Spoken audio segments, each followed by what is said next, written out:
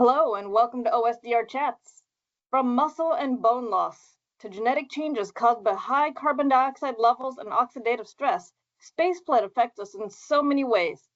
Today we're joined by Dr. Viktor Stolc of the NASA Ames Research Center, who will share with us insights from research on board the International Space Station that reveal spaceflight effects and their connections to diseases on Earth, as well as how the Open Science Data Repository and the analysis working groups contributed to this publication.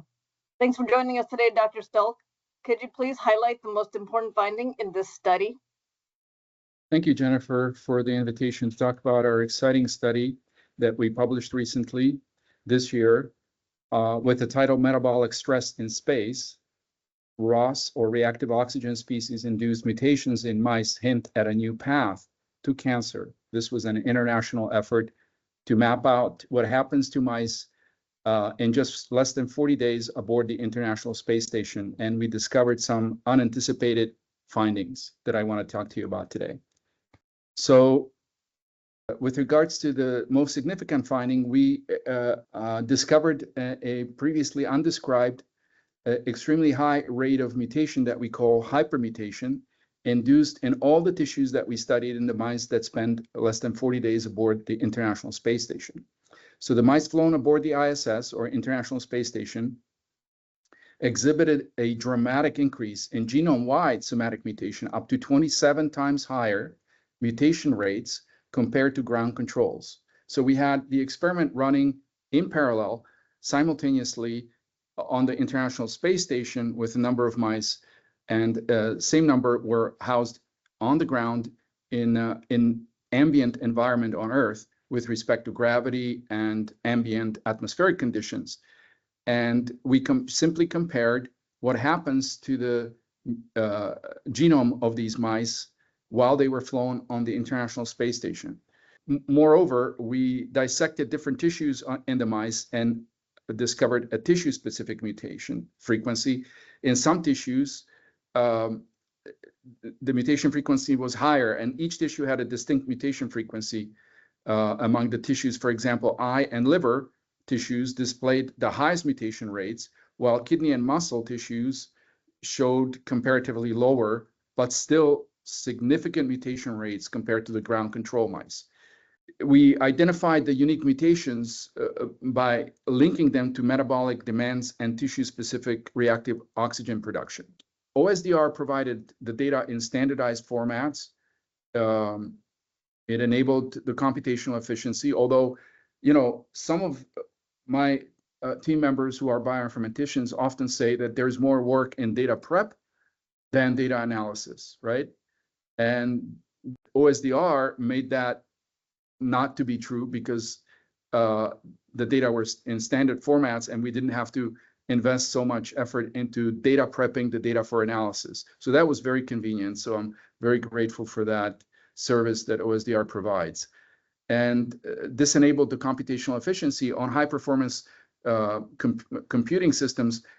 Of course, that also made the reproducibility and validation accuracy a given, since also other groups have used similar data from OSDR successfully.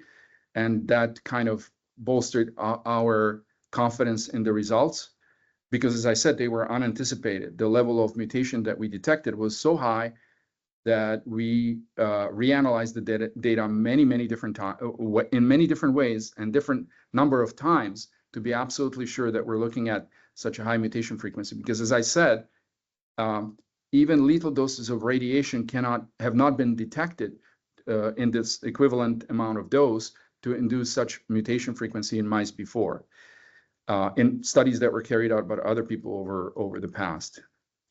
Now, of course, when people look at our paper, we have hyperlinks in our paper to go to OSDR, to the original data sources. So this contributes to collaboration and knowledge sharing, to redirect other scientists to take a look at the same data again in other ways, to validate, verify, and that's how science is done. So OSDR makes that very easy, and it's very cost and time efficient, because OSDR eliminated the need for generating new data sets from scratch, which often is even more laborious than data preps.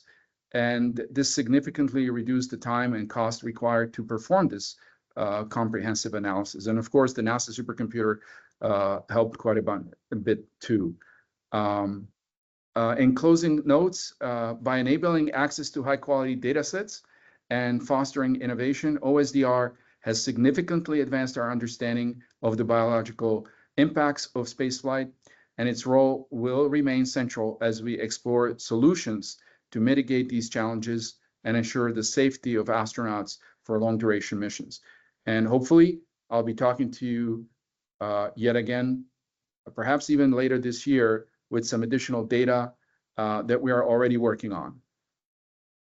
Thank you, Dr. Stolc, for sharing your time, insights, implications, and peeks at upcoming work with us and with our viewers. It's very appreciated, as well as the mentions of your positive experiences with OSDR. Of course, it's a pleasure to work at NASA Ames Research Center, in particular, which houses the OSDR data, and with all the folks that have put years of effort into making it available to the general scientific community. It really accelerates scientific discovery. Thank you again.